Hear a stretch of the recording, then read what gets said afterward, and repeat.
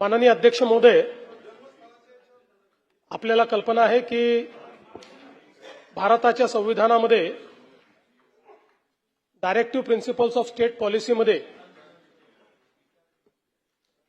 प्रत्येक राज्याने uniform civil code तयार करावा अशा प्रकारचे डायरेक्टिव्ह भारताच्या संविधानाने दिलेले आहेत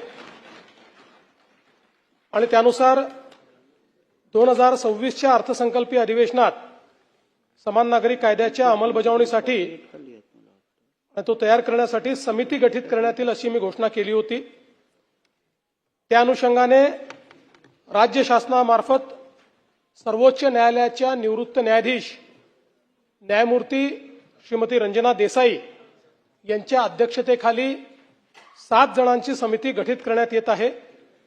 समितीची रचना खालीलप्रमाणे आहे। न्यायमूर्ती रंजना देसाई, माजी न्यायाधीश माननीय सर्वोच्च न्यायालय, न्यायमूर्ती आर.सी. चव्हाण, माजी न्यायाधीश माननीय उच्च न्यायालय मुंबई, न्यायमूर्ती एस.जी. मेहरे, माजी न्यायाधीश माननीय उच्च न्यायालय मुंबई, श्री डी.के. जैन, माजी मुख्य सचिव महाराष्ट्र राज्य, ॲडव्होकेट बिरेंद्र सराफ, माजी महाअधिवक्ता महाराष्ट्र राज्य, श्री रमेश पतंगे, पद्मश्री आणि संविधानाचे अभ्यासक, डॉक्टर सुवर्णा रावल, शिक्षण तज्ज्ञ आणि सामाजिक कार्यकर्त्या, अशा 7 जणांची समिती या ठिकाणी ही गठीत करण्यात येते आहे आणि साधारणपणे पुढच्या 6 महिन्यामध्ये या समितीने आपला अहवाल द्यावा असं अपेक्षित आहे।